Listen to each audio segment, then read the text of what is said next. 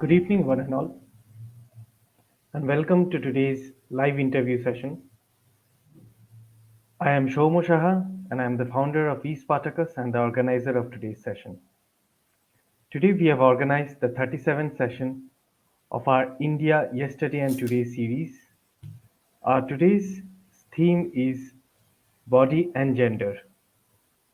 In our last session, we had with us Professor Shomo Shaheen of NUJs, whose uh, session has been uploaded in our eSpartacus YouTube channel, and the link also has been provided in our eSpartacus Facebook page.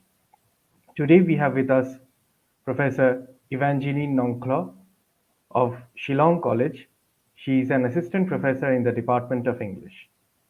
Apart from that, she is doing her PhD from the University of Hyderabad on body and body matters in the place of Manjula Padmavan. Few of her publications include Frantic Bodies, Power and the Pandemic Body, then Seeking and Giving Directions, Myth, Meaning and the World. We are incredibly grateful to Professor Nongklo for joining with us today. We welcome her to our today's session. For the purpose of interviewing Professor Nongklo, we have with us Professor Pradeep Basu of the Department of Political Science, Presidency University, Kolkata. Professor Basu has before teaching in Presidency University, he has taught for a long time in the Scottish Church College, Calcutta. He has done his PhD from Centre for Studies in Social Sciences, Calcutta. Some of his research interests include post-colonial politics and the Naxalite movement, regarding which he has written and edited various books and other texts. Therefore, without spending any more time, I'll move on to Professor Basu and request him to start today's session. So, Thank you, Shomo Shaha and Aditya Roy Burman of eSpartacus for organizing the series of interviews which have been going on for quite some time. Perhaps we started in March and now it is January. And I welcome Evangeline. I I see her for the first time. We have not met each other. She contributed one interesting paper in my edited volume. And now we are going for the interview entitled Body and Gender. This is very much associated with her PhD thesis. Yes, sir. Now, Professor Nongklo, am I doing the correct pronunciation? Nongklo? Yes, sir. Yes, absolutely. Okay, thank you. Now. Nongklo. You must welcome. Nongklo. Let us first talk about one thing that we know in feminist literature. A distinction is made between sex and gender. Sex often refers to the biological difference between man and woman, Differences. while gender is considered as a social construct, and the gender wise role played by men and women are culturally conditioned, and these days people are Yes, sir. talking about power. So, Yes. would you please throw some light on the relationship between body and gender? Because a body reminds us of sexual difference between man and woman, or between man, woman, and transgender people. But gender is generally considered as not connected to body. Gender is a social cultural construct. So, how do you see the relationship between body and gender? Am I clear? I mean Yes, to sir. say Yes, sir. that body refers to sex, whereas gender refers to Yes, sir. culture. But you are connecting body It and does. It gender. does. How do you connect Yes, sir. it? Okay. So I'll begin. When we think about the body, we think about a corporeal entity, something that is, we deem it as natural. This is just the human body I'm talking about. Something natural, something that exists, something that is apparent, right? Now, when we think of the body, what comes to our mind is that we get different images that come to our mind. First of all, we think of ourselves, we think of people next to us, people around us. There are also images that have been supplied to us by our science textbooks as children, the outline, the various organs of the body, the various functions of the body, right?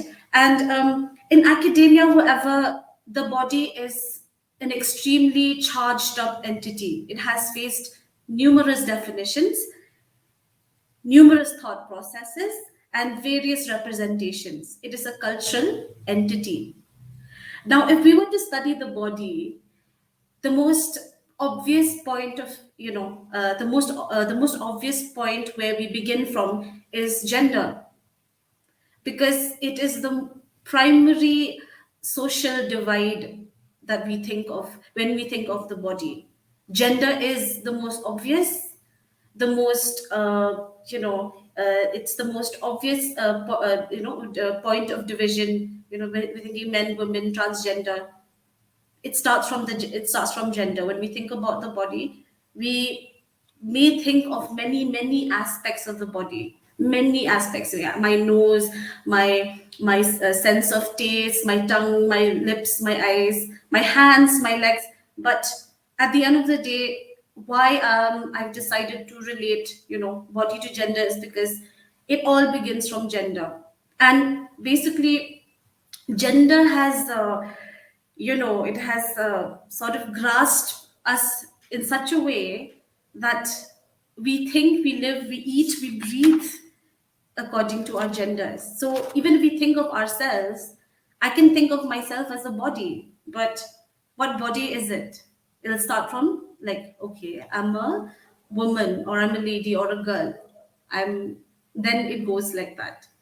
So this is the reason why I have decided to talk about body with specific reference to gender. There's a lot of things we can talk about when it comes to the body and the various intersections of the various bodies that culture has given us, the various um, many aspects of intersections, and yet the most obvious difference, the most obvious divide is always the gender divide.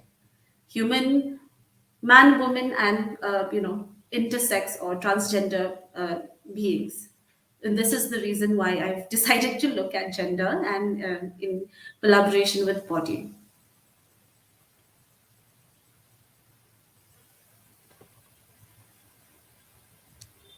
So, when are you talking about body,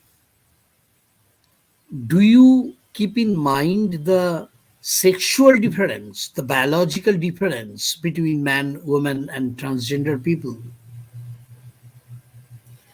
Most definitely. In my studies, not so much. no, I of course that is part of the theories and the literature review that I'm doing. I am looking at such aspects, but overall, I'm not going to be dealing with sexual differences. My work is not going to be dealing with sexual differences, but behaviors, performances of gender mostly, and body related themes. Um, we often see scholars are talking about conceptualization of body through some kind of discourse and power, especially after Michel Foucault or after the post Yes, sir. structuralist feminists like Judith Butler or Luz Irigaray or Helen Sixu. After post Yes, sir. structuralist feminism, whenever we think of body, we invoke some kind of conceptualization of power and discourse. And Yes, how sir. do you see this relationship between power and the body? So, in one of my publications, I had written actually an article for my college journal called Frantic Bodies: Power and the Pandemic Body. So obviously, I mean, I'm situating power within the Foucauldian discourse. You know, how power works directly. You know, it has discovered that it can work at the most radical point, which is the very body that we inhabit, the very body that we have. Power is not going to tell us don't steal, don't harm, don't kill, but power is going to work in such a way that we ourselves are made so docile. So we ourselves we're given certain ideas of docility, certain ideas of the ideal, in such a way that we ourselves are adhering to power. Like for example, um, the whole especially in terms of women, we are given so many images on social media of fit women, women who are thin, slim, lean, tall. Even the Barbie myth is something that adds to this. It is all the like sort of power has connived to make us wish for that kind of body so much that we do our best, we try everything possible to adhere to that concept. And in terms of men, it's like being muscular, being tan, being strong. There are different kinds of bodies that we are born with, and yet power is still conniving it's still conspiring to make us adhere to a certain kind of body. So the thin body for women, the slim body for women, and then for men, it's like gym, muscular gymnastics people and things like that. So power has become so it's become so internalized by us. Foucault is right. He was talking in like a few hundred years back, but he's right when he says that it works at the very level of desire. Power creates certain images that are desirable, like if you have a tall body, long slim body, you have perfect face, perfect this that, you will be more desired. Especially and with food also, this is healthy, if you eat this you will be fit, and hence you will be desired. Same thing for men. Different kinds of images are produced by power and society. Power is all conspiring to make us adhere to a certain kind of ideal, and that's how power works on the body. And it does it in such a way that we don't realize we're actually adhering to it. We don't realize that by maybe threading our eyebrows or straightening our hair, that we are actually adhering to a certain ideal that is superficial. It's something superficial. It's not We're not cultivating any goodness in our hearts or anything. It's something superficial. So I think the way power works on the body is extremely, it's very very clever in a way. And when I talk about power and the body in my article, I was talking about how even during pandemic, We are striving to work out at home. We are striving to start, being productive. In fact, there are studies, that have been done in certain, universities, where, amongst women, the study found this. I'll just quote this from Anglia Ruskin. Amongst women, the study found that feelings of anxiety and stress caused by COVID 19 were associated with a greater desire for thinness. It also found that anxiety was significantly associated with body dissatisfaction. Amongst the male participants, the study found that COVID 19 related anxiety and stress was associated with greater desire for muscularity, with anxiety also associated with body fat dissatisfaction. And in another short article I had read on the Swaddle, it's about how, people are striving for certain, levels of productivity. We're trying to be productive. We're seeing people on social media baking, doing home delivery, doing art and craft, drawing, painting, and there's a lot of anxiety related with COVID, and yet we are thinking about how to lose weight, how to gain muscle, and how to be more productive. So, in that way, power works in such a way that we don't realize it, but half our anxieties are caused by this adherence to the ideal that power has created. I hope that is adequate for your question. I hope I've answered your question basically. Well, Evangeline, uh, people have internalized power, and therefore, according to Foucault, our aesthetic viewpoint, our concept of beautiful and ugly, all these Hmm. are results of discourse Yes, implicated sir. with power. But I will Yes, sir. give you one common argument. Many people believe that every human being wants to look beautiful. Okay, and Everyone, everyone wants to everyone. be more beautiful, to look more beautiful. What is wrong in this?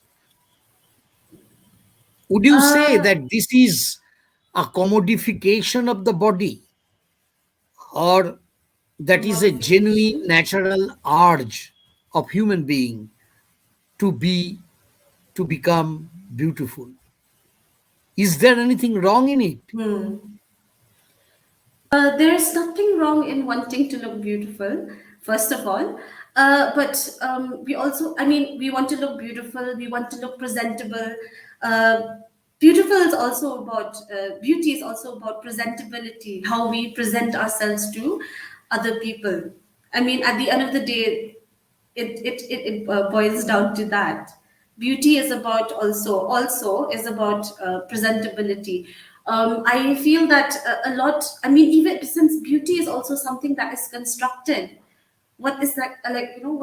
What exactly is beauty? That's another counter question that one can offer. There's nothing wrong with wanting to look good every day, whether at home or whether outside. It's self love. You want to pamper, you want to feel good, you want to look good.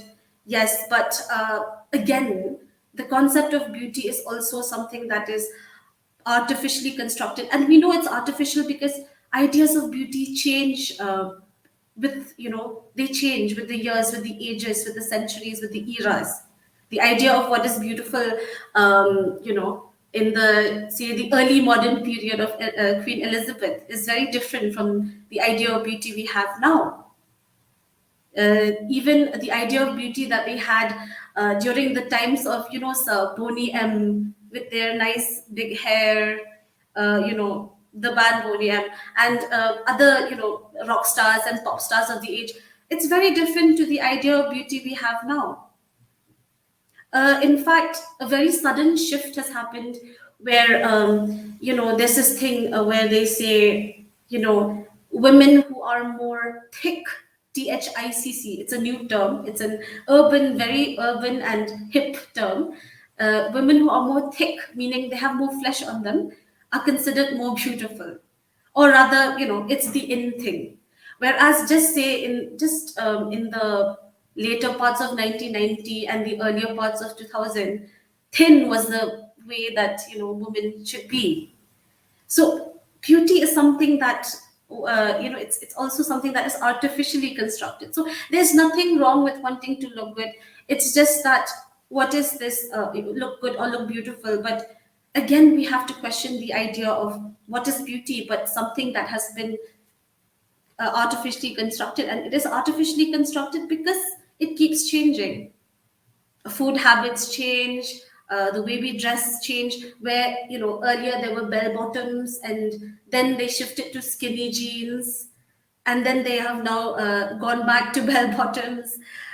All these ideas of fashion and makeup and things like that, they change with the times. So when we think about wanting to look good or feel good is something different. But looking good, I feel that this idea has is something that keeps changing with times, with certain cultural resets in our society. Baggy pants were in, then they became not in anymore, and then now they're in again. And now people are wearing torn jeans and it's fashion. So it keeps changing. So I find it something that is to be questioned. Looking good is I mean, it's nobody's business really. It, like, in the sense, anybody can do what they want. But again, what is this idea of looking good is something that I would then question in my thesis.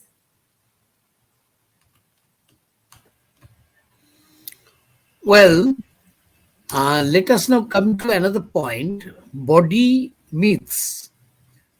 We know, Body myths. yes, there are different kinds of myths around female body and also male body, and certainly Yes, yes. transgender people, their body. These myths, Yes, how do sir. you, how are you working in your thesis on body myths? Myths are, like we worked on the paper, I was working with you. Again, myth is a product of culture. And there's a myth that I had just read about, the myth of addiction. You know, uh, Addiction is a choice, is the myth. The myth is addiction is a choice. Usually what like, there are many many myths surrounding the body. Of course, the again, this whole idea of the Barbie slim body, the Ken muscular body, they're all myths. But one very important myth I just read about while doing research for this interview was that addiction is a choice. And that is the myth that is being propagated in and around.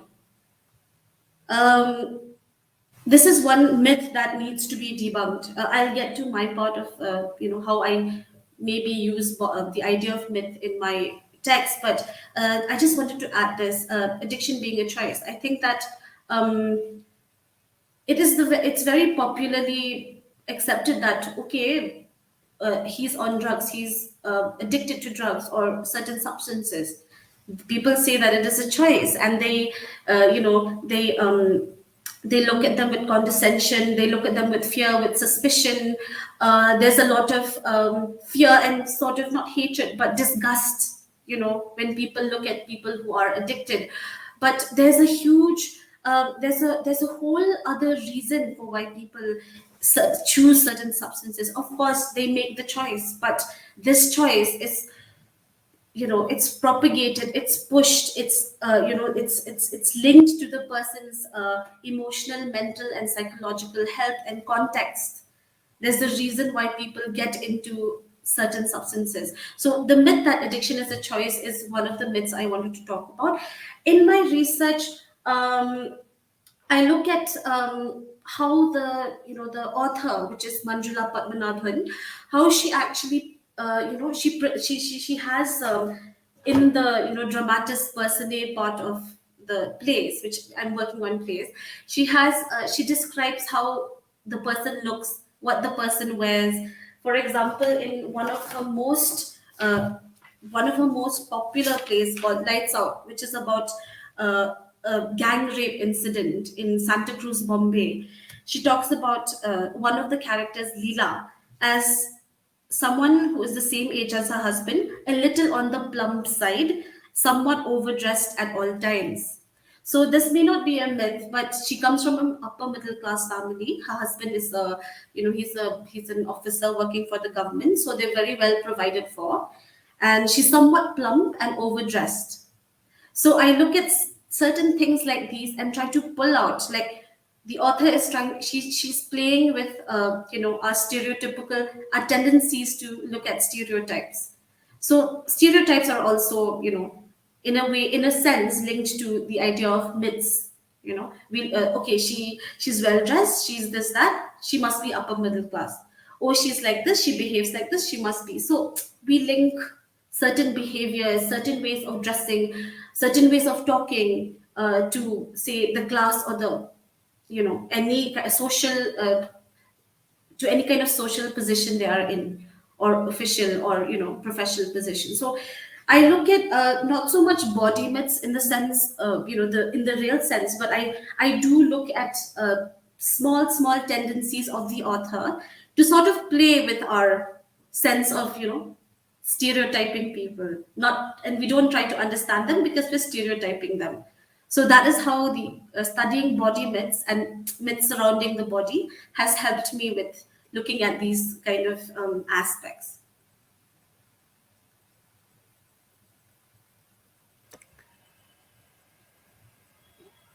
Can we have some discussion on women bodies in India? We know that women bodies, on the one hand, are projected in India as sacred bodies, especially Hmm. if this is a virgin body, and in during Durga Puja, there is a system of worshipping virgins, Kumari Hmm. Puja, and in different ways, virgin body, virgin female body is very much honored and respected. On the other hand, in Indian society, women's bodies are seen as sex objects for Yes, sir. consumption by the male. So there is a kind of paradox. On the Yes, one sir. hand, we want to cover women body. A woman's body must be fully covered. Otherwise, her character is considered to be immoral. Yes, On the yes. other hand, in advertisements, in TV, newspapers, magazines, journals, cinema, we find that open, naked, half naked women bodies are Yes, projected in order to attract the consumers, customers. yes, yes, yes. This paradox is a very unique feature Yes, sir. in the sense that this apparent contradiction could not be theoretically resolved. Hmm. How do you look at this feature, this aspect of women bodies in India? Okay. I'll try to I'll try to discuss this, but I will need to sort of sort of divide the discussion into two sections. The first thing you said was women's bodies are worshipped as sacred, especially only if they're virgins, and this is also like worshipped. The virgin women are worshipped. But on the other hand, you're saying that on media, we're seeing advertisements of women's bodies playing to the men's desires, sexual fantasies and desires, is what I got. So I feel that this actually speaks to the duality of the country's understanding of sex. Like in the Victorian age, if I may just sort of digress, in the Victorian age it was that they had the image of the virgin, the queen, who was sacred, who was worshipped even. And then on the other hand, prostitution is running rampant. you know Victorians are very prim and proper, and yet prostitution ran rampant during the age. Now, in the same way, I feel that India also suffers from a similar kind of duality. And I have a reason for that. I will get to it. The first thing is when we talk about media, we are talking about images that are given to us on the television screens. They're made to look attractive. They're made to look like, this is the ideal again that we have to adhere to. I mean, being fair, being thin, fair and lovely is one of the most obvious cliched advertisements, fair woman, even fair and handsome for that matter. And this also speaks a lot about how Indians look at darker skins as something lower, something that is, that is impure or dirty or whatever it is the reason for, people not liking darker skins is. But I also feel that this is, patriarchy playing its game, using the help of capitalism, you know creating the ideal for a woman to be. It's patriarchy playing with patriarchy in collaboration with capitalism, creating such images of, desirable images, on media that women will want to sort of adhere to. And yet the virgin is regarded as sacred and something to be worshipped.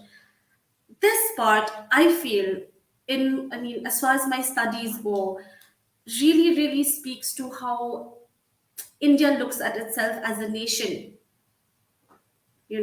India's see, we call India Bharat Mata. It's our mother. It's a woman basically. If you really think about it, Bharat Mata is a woman. It's a mother. Mother India.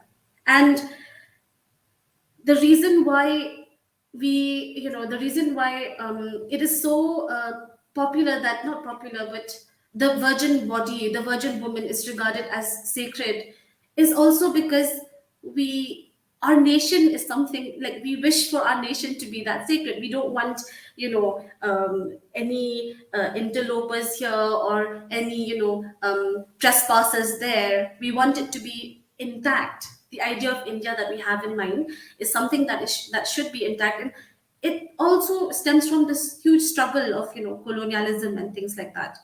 So I really feel that, this duality is this duality of sacred virgin, and then, the whole capitalism and desirable fantasy has, a lot of sort of there's a lot of there are three main reasons for that: patriarchy, capitalism on one side, and on the other side, our concept or our understanding of the nation. Since we're calling our nation mother, we wish for it to be like a sacred mother, and women in turn are being worshipped like, women in turn must be virgins so that they must be worshipped. This concept of purity also, I mean, there's a lot I can talk about when it comes to pure and impure, but that will lead into another discussion. But the bottom line is that it also it truly speaks to our understanding of the nation. That is why that is, I feel, what sort of that is those are the ideas that float in our heads when we think about these things. Our country is our mother. We wish for her to be pure. On the other hand, still society is coming up with such images on social media, television, and this is patriarchy and capitalism. And still, I mean, patriarchy also plays, a role in this whole wishing for women to be virgins and pure. The whole idea of purity comes into play here, forceful play here. So I don't know how to sort of you know come out with like one line for this, but I think those are the you know the major aspects, major factors that play a role in these things, these two things at least.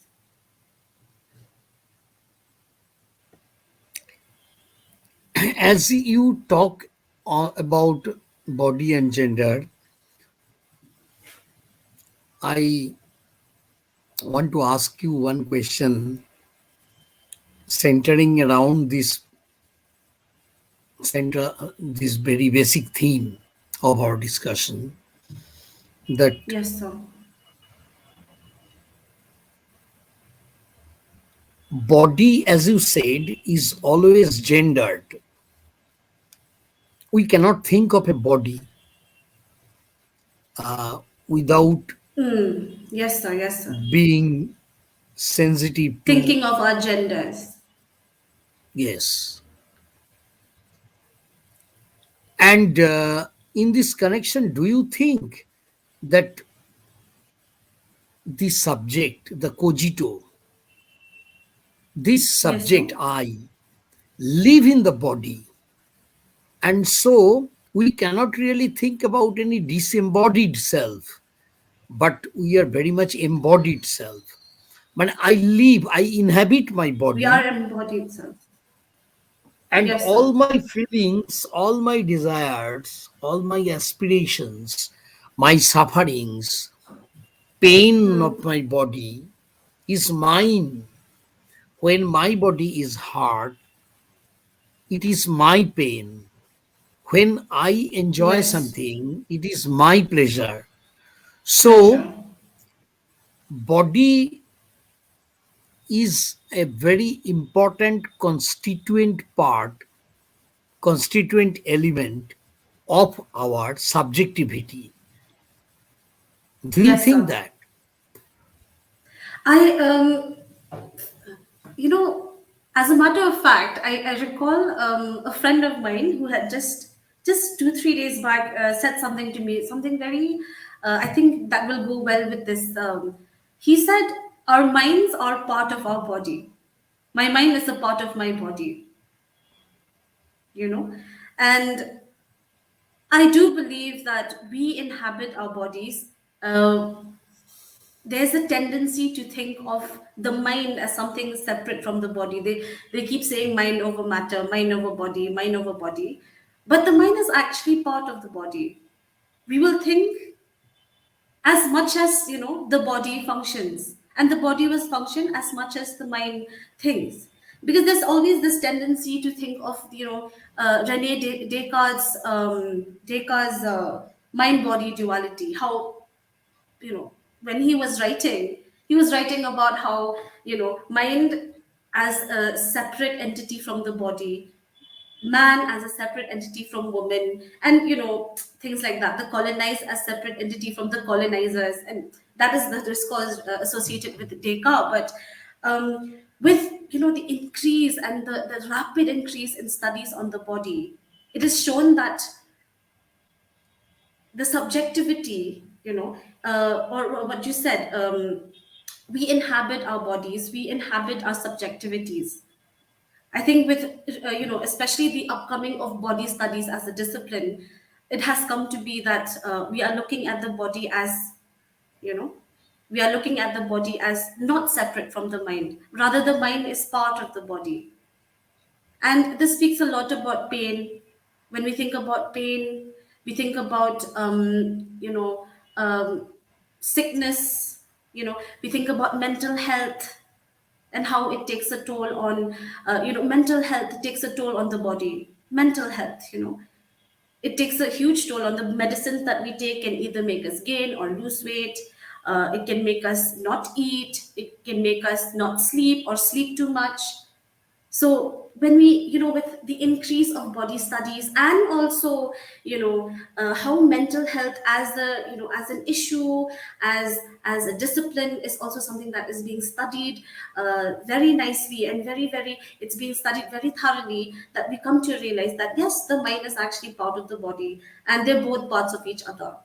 And while we want to think that yes, my mind is something different, because we've been taught to think that way, my mind is something different, it's actually it's a problematic issue. But we can think about it in terms of mental health. Like, that's what I would suggest that we do. um, we do inhabit our own subjectivities. Our bodies are and minds are things that are interlinked, and they're interconnected, basically, is what I feel.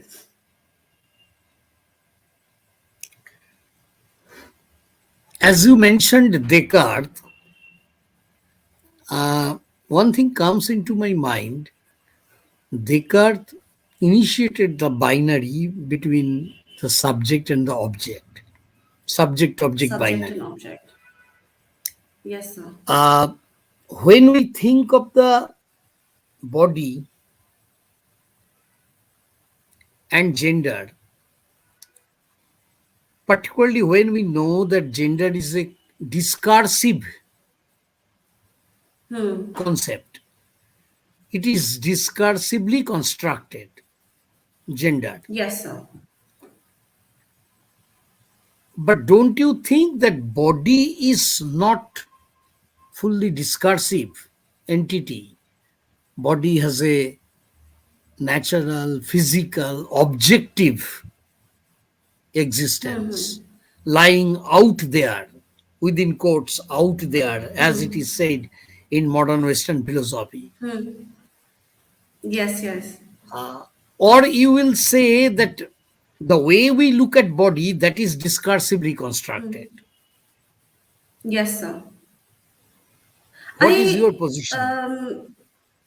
My position is that we look at the various, so since I'm a literature scholar, I'm reading about the body since the early modern times, and even before that, even during Chaucer. And um, the way people, authors, poets look at the body, the way they write about the body, um, is something that that keeps changing. Like, I should probably bring this in one of the Cambridge, in this one of the articles in Cambridge Companion to Body Studies in Literature.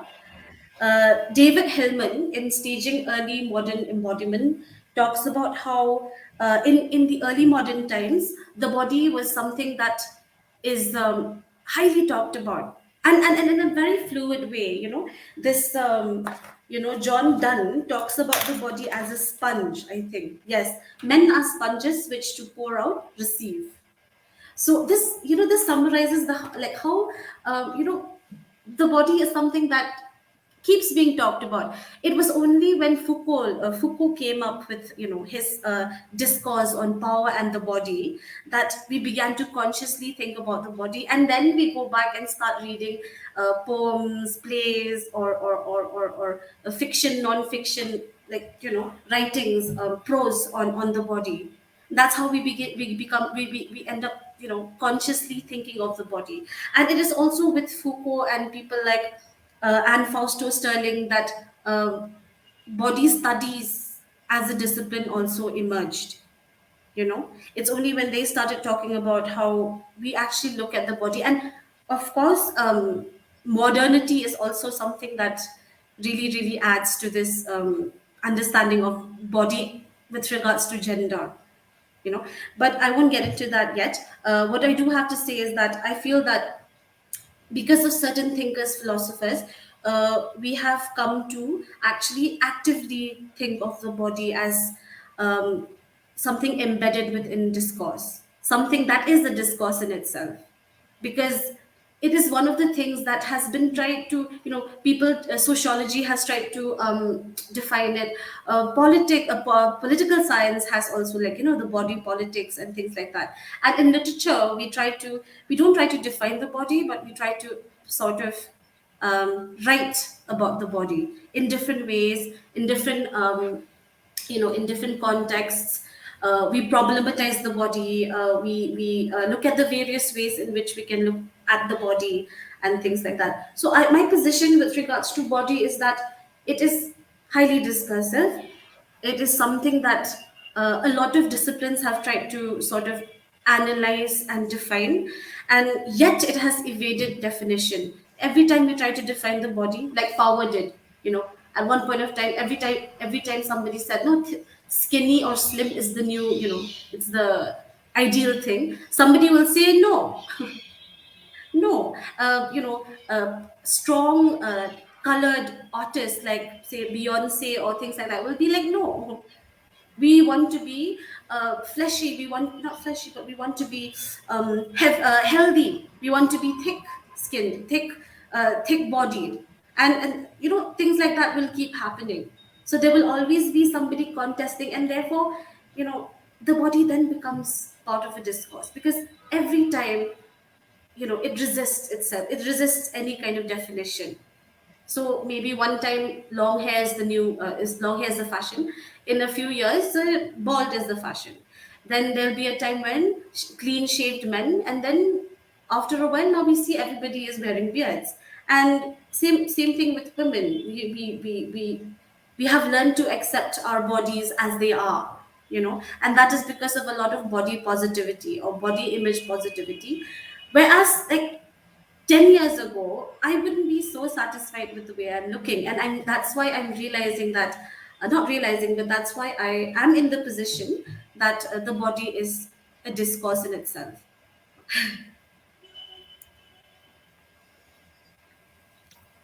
And what about gaze in the body? We are constantly Gaze. uh, keeping surveillance, watching our own body. We try to conform to the dominant norm of society, the standard of society, and Yes, we sir. don't want to deviate from the standardization. So, especially women are subject to gaze, To gaze. male gaze, Yes, sir. and Yes, sir. this has to do a lot with the approach the woman takes about her own body. She has to be very How so, careful in sir? the bus. She has to be careful Yes, in yes. the bus, in metro, in public, in school, in restaurant. She has to be very careful about her own body. Yes, sir. Uh, in case of men, that is partly true. But in case of women, Hmm. that is really uh, all pervasive. It is It is all pervasive. permeating. Yes, So, yes. what do you think about this gaze and the body? Again, gaze is associated with power. I mean, that is where it all, the studies of gaze is associated with panopticonism and power and things like that. But if I were to just casually talk about, women and gaze, I think the way we are brought up, the way we are educated, the way we are taught to dress, the way we are taught to behave, is something that is cultivated to us since we are conscious living beings. The moment we become conscious of our bodies and our surroundings. When I say conscious of our bodies, I don't mean consciousness like being conscious of how we look, but being conscious of the fact that we live in our bodies and in our surroundings. I think that it comes from when we are, the way we are taught, the way we are educated, brought up. We are taught to always be home by, say, for me back then it was be home by 5:30, because then it would be very, very, it would be very fearsome outside. I am taught to always to try to not wear sleeveless or short skirts or flashy colors. And this is something I had also been I had also gone through in college. When I was studying my +2, we were in a college that only allowed us to wear skirts, civil dress, but only skirts. We were taught not to wear flashy colors like red and black. We were taught not to wear skirts above our knees, and these were all women teaching us this. So much so that yes, there is gaze from men, but there's also an internal gaze that we face. We're constantly being told by our mothers and aunts and grandmothers and grandaunts and nuns at our college, convent, or school, that no, if you go like this, then people will stare at you. What will they think of you? What kind of morality do you wish to present to the people? So I think that when it comes to gaze, it all begins with patriarchy. It all begins with the male gaze, which has then been internalized by people in authority, such as parents, teachers, nuns, and like, as I'm talking personally because I studied in a convent, nuns and things like that. They'll tell us, don't do this, don't wear this, don't talk like this, don't sit like that, and carry this like this, walk like this. And this has all been internalized to form something we call the internal gaze that women have on themselves, where we are not even in the sanctity of our own homes, we still feel unsafe. Like if uh, we were to take a delivery at our door, we would still make sure that we are covered nicely so as to not provoke anything, or induce anything from other people. So I feel that as far as gaze is concerned, it begins with the fact that women have been objects of men's gaze for centuries and centuries, but also that this ambiance, this kind of climate, for women, is cultivated by not just men but the society in general, the way we are brought up. I know that like, because there's my father, my brother, cousin brothers in the house, I cannot just walk around wearing shorts like I would have liked to in my own home, where I'm supposed to be safe. But no, I wasn't. So I can say that with confidence. Most women have faced this. So it really speaks a lot to the fact that it really, really boils down to the fact that because of male gaze and how we have so much internalized it, it becomes a part of who we are. Like the internal gaze that we then shed upon ourselves becomes a part of who we are, who we become now. Like even in our homes, we don't feel safe, is what I feel. And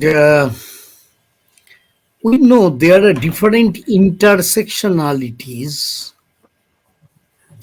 Yes, sir. Uh, would you share your views? How do they play out in the body in India? Yes, sir. I'd love to share this because this has been my most recent reading. So again, because of the various intersectionalities of things like, and I'll read out: race, class, sexuality, ability, disability, nationality, ethnicity, age, generation, geographical location, faith, education, family structure. These are the various intersectionalities that create different bodies, that create different uh, kinds of bodies. And these different kinds of bodies are not the same, they are not uniform. And hence, our interactions have to be in such a way that we keep in mind these intersectionalities. Like, for example, I had just read a very interesting article by Susi Tharu on the Hindu widow, if I recall. She talks about an upper class Brahmin woman who is widowed, and she talks about a Dalit woman who is widowed, and how you know they because of these are intersectionalities. They're both widowed, they're both women, but she is Dalit and she's Brahmin. So how they play out for them. So the Brahmin woman is, she because she's widowed, she suddenly one day decides that I'm not going to wear white anymore. I'm going to wear whatever I want. I'm going to eat whatever I want. I'm going to, speak however I want. I'm going to indulge myself in good food, good everything. But for the widow who is the Dalit, she has no choice but to support herself by leaning into prostitution just to support her son. So Susi Tharu's treatment of these two kinds of bodies, these two kinds of, one body has, to face something else, and while another widowed body is allowed to be something else, privilege. There's the dichotomy here is because of privilege. So, in my opinion, intersectionalities is something that I have become very aware of once I came out of Shillong to pursue my master's, my MPhil in Hyderabad. Like I became aware of the various intersectionalities, like how I'm not supposed to ask for someone's surname. Back home, when we ask for someone's surname, it's just a matter of, oh, your surname, your clan. It's a clan name, basically. So we're just asking for the person's clan. There is no hierarchy in that. There is no such thing as, oppression or anything. But for example, like as a child, I have made the horrible mistake of saying, "Oh, what is your name? What is your surname?" And it becomes a very, thankfully, I had good people who told me in very gentle ways that I shouldn't do that. I shouldn't ask for, people's surnames because it's a matter of caste and class. Whereas back home, I never had, like, we never were exposed to such a thing. So these, intersectionalities and being aware of these things is also something very new for me, experientially speaking. So based on race, so for example, in India, there are intersectionalities mainly of caste, religion, you know, um, caste, religion, ethnicity, ability, sexuality. So these various intersections, um, they are things that we have to be extremely conscious about. These are things that I feel everybody would benefit from learning about. Like I said, because of certain intersectionalities will produce certain kinds of bodies, certain kinds of privileges, certain kinds of hindrances in the way they live. Like if you're say for example a marginal, like a person from the minority or from the margins, you know there's a whole other world for you that people like say from the mainland or people like us who have no concept of class or caste would not have to go through. Back in where I come from, in Meghalaya, we do not have the concept of class or caste, but that does not mean that I shouldn't be aware of them, because at the end of the day, I'm coming out here, and I these are things that we need to be sensitive about. And I feel that with as far as intersectionalities is concerned, in India especially, it produces different kinds of bodies, different kinds of privileges, different kinds of um, worldviews altogether. You know.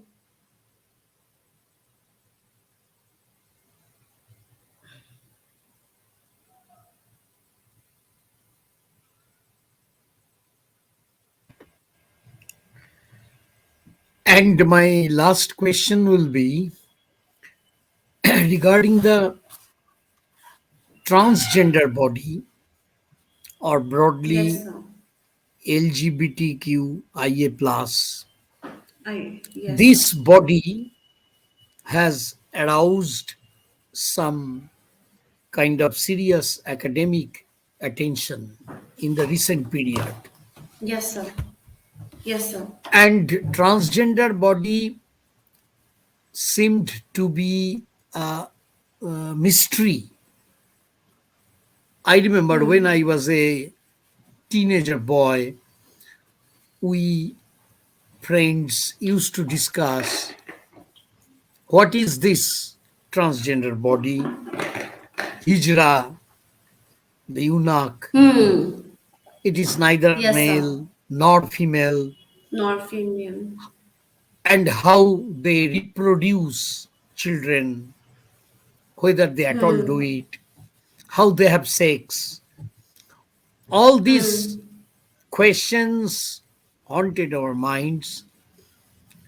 And now, since we are discussing body and gender, I would request you to share your views about the transgender body and the transgender people, Hmm. Yes, sir. what is their perception about their own body, and what is the perception of male or female, the heterogeneous population Hmm. about the body of the transgender. Yes, sir. Uh, I can't speak on behalf of them and say what I think they feel, but what I do feel is that there is a lot of dialogue that needs to be encouraged between people who are quote unquote heteronormative and people who are intersexed or transgendered bodies. Uh, Theirs is an experience that is altogether very different. And how by now I have many friends who are from the transgender community, and I must tell you that my experience with them has been very bountiful and very rich because I encounter so many kinds of perspectives that they have that is so new for me, you know. And this is it's a very enriching experience, if I may say so. I have read this before, meeting these friends. I once upon a time in my coursework had a play called Seven Steps Around the Fire by Mahesh Dattani, and in this he talks about the playwright talks about transgender woman and uh, a heterosexual boy who fall in love, who are all right, they're falling in love and they're planning to get married, but the boy is from a very rich family, very influential family, and this family go and kill this transgender woman. And the protagonist of the story is actually a research scholar who's studying sociology in a university, and she comes and investigates, she comes to talk to. Actually, her PhD thesis is on transgender community, and she wants to talk to some of the people from that community, and she finds that their bodies are looked at. So I want to use this word, liminality. They live in a very liminal space in our society, whether they're, of course, like, people will think they're neither male nor female, but also like the way people behave with them is also in a very liminal space. Like, for example, they're very so again, another word I would use is abject. They're looked at as very abject entities because uh, they cannot, like, these officers and SPs and superintendent of police, like, they're helping this person kill this this transgender woman, and one of them is actually put in jail. Like, one transgender woman who is part of that community is being suspected and is put in jail. All right, first of all, this is one thing that can be one thing that can be deduced is that transgender people, like, it's something they shouldn't get married, they're not allowed to get married, or they don't see their son as somebody who should marry a transgender woman. But then when a transgender woman is actually put in jail, that transgender woman is being sexually harassed, sexually violated. She is made to sexually pleasure the men in the jail. So from based on the book that I had, based on the play I had read, I find this the transgender experience to be that they are placed by heteronormatives as people who are abject, who are liminal. They're in that liminal space where they cannot get married, but if put in jail with some men, she is put in jail with men who force her to sexually pleasure them. So this duality is also something that needs to be problematized. But I wouldn't speak for my transgender friends, but I would say this, that I think more dialogue needs to be done. More dialogue. We need to have dialogues with anybody and everybody, not just transgender people, but everybody and anybody. And only through dialogue can we actually, our lives would be actually all the better and all the more richer. So, as far as, like I said, I can't really speak on behalf of them, but I would say that it is for me, it is still a very enriching experience, and I feel that a lot more people will benefit from it.